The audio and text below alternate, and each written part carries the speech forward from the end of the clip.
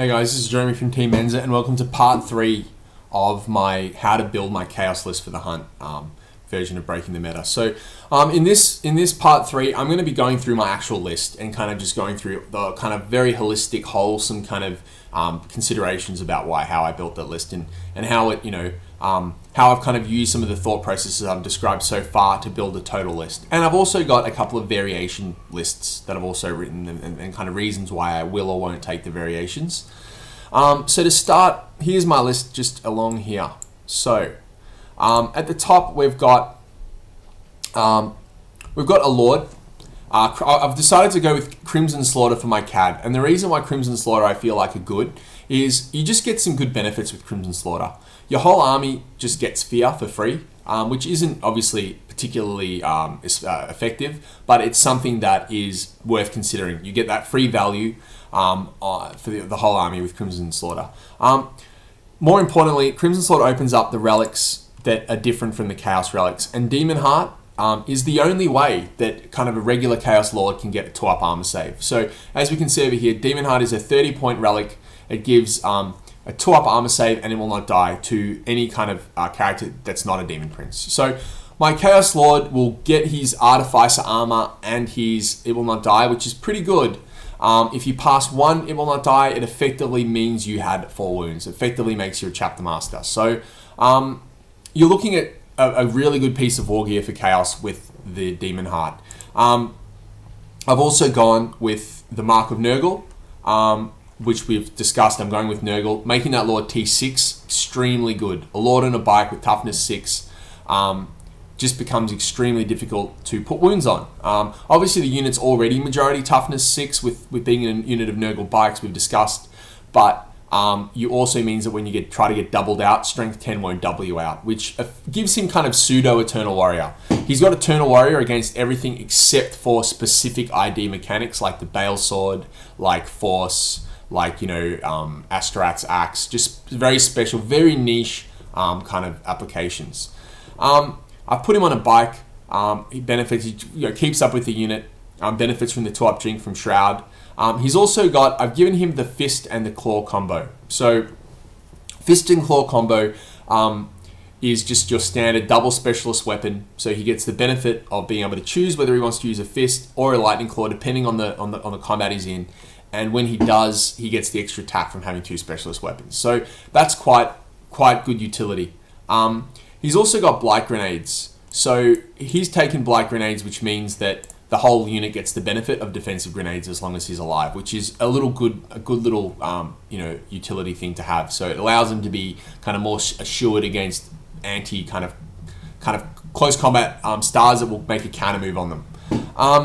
The next HQ option I've gone with is a Sorcerer, level 3 Sorcerer on bike. Obviously Chaos are the only kind of faction that can take librarian-esque characters. So when I talk about librarians, I'm talking about kind of the version of the caster, not Farseers. Farseers are more kind of, they've got their own kind of niche. But when we're talking about librarians, we're talking about characters with your power kind of force weapon, with your access to Imperium faction. So Chaos are the only kind of librarian-esque Chaos Sorcerers, they're only librarian-esque level 3 that can be fast. There's no librarian in, as far as I'm aware, in 40k that can be a level 3 and move 12 inches or more. So that gives Chaos Sorcerers a very niche kind of application when building a list. You have access to really powerful, fast sorcerers. They can roll Biomancy, which is another premium option they get. It allows them to go for endurance. So having just straight up 50% chance to get endurance is very good, especially when you combine it with the fact that Biomancy has some good spells that will empower that sorcerer. It's got things like Enfeeble that will act as a force multiplier for the unit, and it's also got things like Warp Speed and Iron Arm, which are good as well. If you get that sorcerer up to toughness, he'll go up to toughness 8. That's pretty good. Like he can, if he's in a challenge in the right context, he might not be able to be hurt. That's obviously the significance of T8. Against strength 4, he can't be wounded. So that's there's some value there. So then obviously we've got Cypher. Cypher is just kind of an add-on to the detachment, and we've already discussed what he brings. Then I've got my Plague Marines, which I'm not going to really talk at all about them. We've already discussed that in the Tactica. They're my two allotted troops choices. I've taken my 10 Chaos Bikers with the Mark of Nurgle. You'll notice that I've added nothing onto that unit. I haven't given the champion anything. The champion's unupgraded. And yeah, I haven't given them any weapons either because I want to be jinking. I'll be jinking very often, and I don't really think a couple of melters are going to be very significant because I'll be charging things. I'll be doing my damage in combat. I don't need them to have shooting utility. I've taken a unit of 3 Chaos Spawn with the Mark of Nurgle.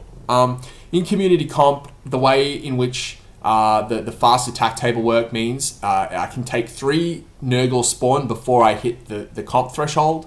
If I could have taken more and not paid comp, I very likely would have taken 4 or 5 if I could have. 3 I still think is enough to be robust enough to be hard to kill. So there won't be an easy kill point in something like the Scouring. But they're big enough unit to be effective. And they've also got the utility of being able to be joined by my characters. So if my bike unit's taken a lot of casualties, my characters can migrate over to the spawn and use that as the new star, so to speak.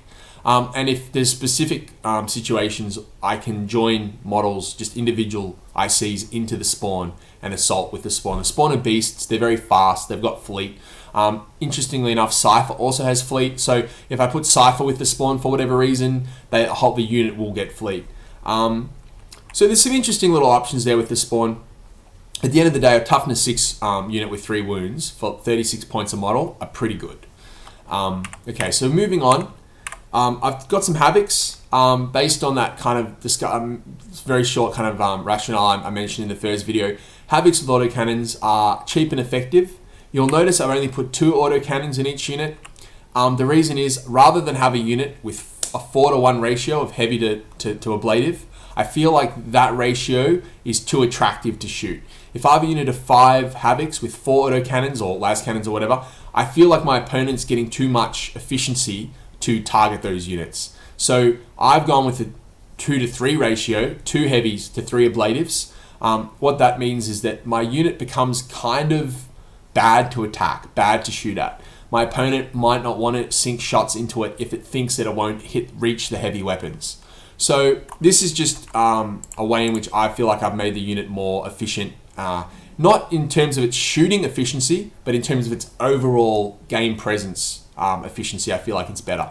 I've also got a unit of 5 with 2 las cannons. So the reason why I've gone with the las cannons ones is twofold. Firstly, Dwayne only has 4 autocannon models, so that's pretty. That's obviously was a constraint. But I think that las cannons are also good for the same reasons that just any kind of backfield shooting is good. Las cannons for Chaos are only 20 points per model. They've got the long range, they've got the AP2, they threaten things, they can force jinx, they can pick off extra hull points that need to be, the melters on the Plague Marines might reduce something to the point can be killed by 1 hull point. They're good backfield utility. So that's my primary detachment of Crimson Slaughter. I've allied a Chaos detachment, and you'll see here this is not an error. I only have a Sorcerer and Cultist in this detachment. The reason why I've done this is because I wanted to have a second Sorcerer in the unit, and I didn't want to put him on a bike because it would trigger the IC tax. So currently you'll notice that I've got 3 ICs that are counting for the IC tax. I've got a Lord on bike, I've got a Sorcerer on bike, and I've got Cypher. All these characters count as ICs. My 4th IC that is not exempt from the IC tax would have incurred me a comp. I didn't really feel like that Sorcerer would be worth a comp, just a level 2 Sorcerer on a bike, so I took him off the bike and made him level 1. So I've had to take him off a bike and make him level 1 to drop a comp. So this list is making sacrifices for comp. This is an example of that. I still think he's good for 60 points though. He's got 3 attacks with the Force Axe, like 2 base plus 1 for the pistol, 4 on the charge. Having the extra Psyker in the unit that can cast Force is effective. It means that I can have a couple of opportunities to cast it. It also gives me another roll on endurance. If I go, if I miss bio with my first caster, I can go with this guy. He's also got, just at the end of the day, he's another model in the unit. So when the unit hit and runs, it's got more spread. It's got a bigger footprint. I don't feel like having a unit on foot is that debilitating because I already have Cypher in the unit. So I'm already planning to trail my bikes back to maintain coherency with Cypher. So having another guy on foot isn't really much of a setback. The Cultists are the mandatory troop choice for the Allied detachment. They provide me with a little bit more backfield obsec. They're not great, I'm not writing home about them, but they're only 50 points. And I think in some situations they will be able to hold an objective that I might not otherwise have had something on. They also allow you the concept of sandbagging, which is something I mentioned in my first Breaking the Meta video, when you kind of have 2 or 3 units, scoring units, or 1 or 2 obsec on an objective, so that your opponent, if they want to push you off it, actually have to kind of utilize kind of like a split fire type situation where they actually have to allocate shots to lots of units rather than just removing 1 unit and then having the objective free. So that's the first ally detachment. The second ally detachment, very similar concept to the first ally detachment. This is a Demons detachment. I've got a Herald of Nurgle. This guy's a level 2 Herald. The reason why I've been able to take this guy without incurring a comp point is because he's not allowed to join a unit with the rest of my ICs. Because he can't join that unit, he does not trigger the IC tax, because the tax is kind of a Death Star tax, so to speak. So because he can't join that Death Star, he doesn't count, so he's uncomped. So the reason why I've taken this Nurgle Herald is because it gives me some extra warp charge, and it gives me more rolls on Biomancy. Why am I going for Biomancy? Because endurance is really good in this army. Endurance on my bikes, really good. Endurance on toughness 6 things, really good. I've got multiple toughness 6 units. I've got my spawn as well as the Chaos bikes. So you'll notice that I've kind of created a situation where I really want to get benefit from rolling up endurance. I've also got, obviously for this allied detachment, I need troops. I've gone with Nurglings because Nurglings are awesome. Like, I would take more Nurglings if I could. One of these units is probably going to have to babysit the Herald. So I'll probably have 1 unit of Nurglings in my own deployment zone. But then the second unit got Infiltrate. It can infiltrate onto a midfield objective.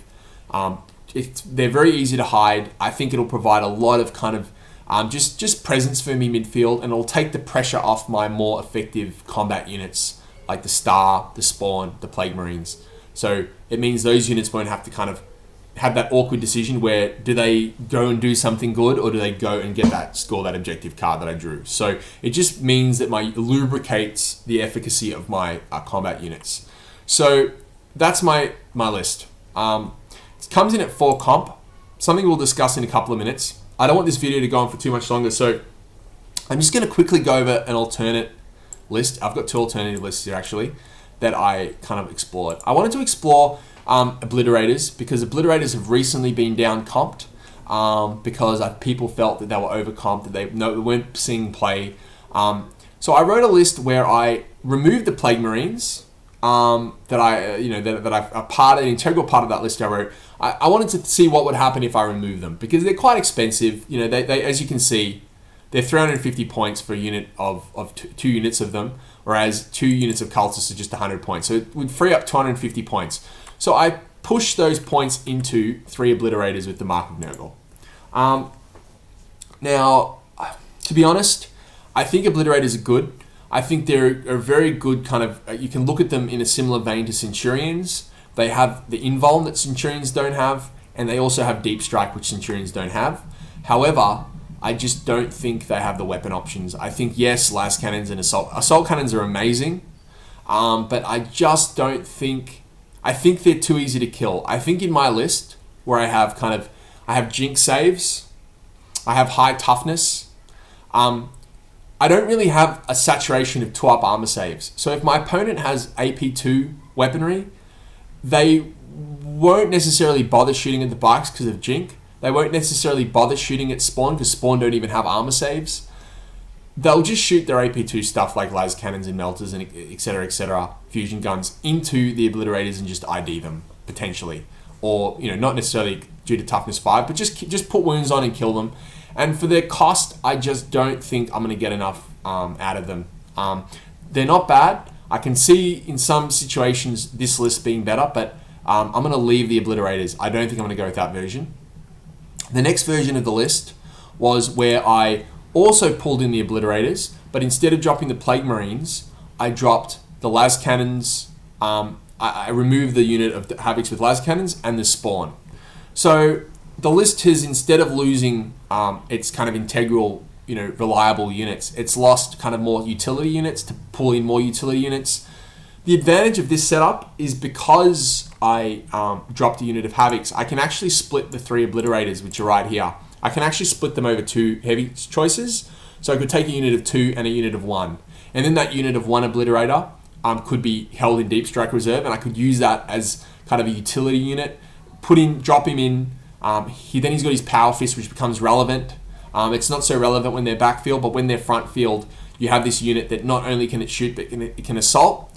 So I think that this incantation is more competitive compared to the second alternative list. But to be honest, I think the Spawn are really good. The fast Spawn coming up, supporting the Star are really good. I also think that the 2 Las Cannons on the Havocs will often be doing the same contribution that the Obliterators will be doing. Because the Obliterators will very often be shooting their Las Cannons. Yes, they'll be relentless. Yes, they'll be moving. But, if I do keep, split the Obliterators into a unit of 2 and a unit of 1, the unit of 2 will just be cycling off very often, almost always, between its Las Cannons and its Assault Cannons. Maybe sometimes it's multi-melters. So the unit of Havocs that I'm dropping, in addition to the Spawn, in some situations will be providing the same output anyway. So I just think the Obliterators are a little bit expensive. So I feel like my original list, which is the list that I've gravitated towards, is the list that I will be taking. The last consideration I wanted to mention is that I'm at 4 comp. And if you remember the first video, I said that you really want to make the most of your 2% comp points. When a comp point is only costing you 2% of your battle, the allotted comp, you want to spend them at 2%. Once they go to 4% and then 6%, they become very expensive. So the comp point demands more value for you to invest in it. But when they're only at 2%, I think they're worth spending. So I'm at 4 comp here, 3 for Cypher, 1 for my level 3 Sorcerer. The way in which I'm going to spend that comp point, which I haven't put into the list because I wanted to leave it, I wanted to write it organically and then kind of show you this consideration I've come to where I've looked at my comp and I've said, okay, I'm under comped. How do I push to 5? Some lists legitimately don't have a way to push to 5. And a lot of low tier lists like Chaos, Blood Angels, Sisters of Battle, sometimes just won't have something that they can really take to push to 5 effectively. But there's just things like vehicle point table. There's ways and IC tax. There's ways in which you can get to 5. Like for example, I could get to 5 just by putting my Sorcerer up, making him a level 2 and putting him on a bike. That would be a reasonable way to get to 5. I would gain Warp Charge, I gain more rolls, and I gain more mobility with my Sorcerer. But I think there's a better way for me to spend that comp point. And that is with this relic called the Balestar of Manon. So there's a bit of a formatting error with this ebook. But basically, for those of you that can't, I'll put it up a bit. Maybe my face is blocking it a little. We can see here that what it does, it's a spell familiar. So once again, a Crimson Slaughter relic. Spell familiar that also lets the Psyker roll on div. So I could talk for 10 minutes about divination, but I'm not going to do it now. I'm just going to say that spell familiars are really good because what spell familiars let you do is throw less dice at spells, integral spells. So instead of having to spend potentially 6 dice, 5 to 6 dice at endurance, I can throw 4 to 5 dice at endurance with really good reliability, knowing that I've got that reroll. So it effectively generates me more reliability. When I do throw 5 dice at endurance, I'm getting a lot more reliability. It also means that there's certain spells that I can throw less dice at. Like I can throw 1 dice at Force, knowing that if I fail, I get a reroll. So it makes my 1 dice cast at Force, instead of being 50% chance pass, goes to 75% chance pass. So spell familiars are really good at just kind of effectively generating more warp charge for you through being able to throw less dice at spells. And the more kind of spells you're casting, the more value you get. So that's why having the extra warp charge from the Herald and the extra Sorcerer kind of will benefit having the Balestar. The other thing that I wanted to discuss is divination.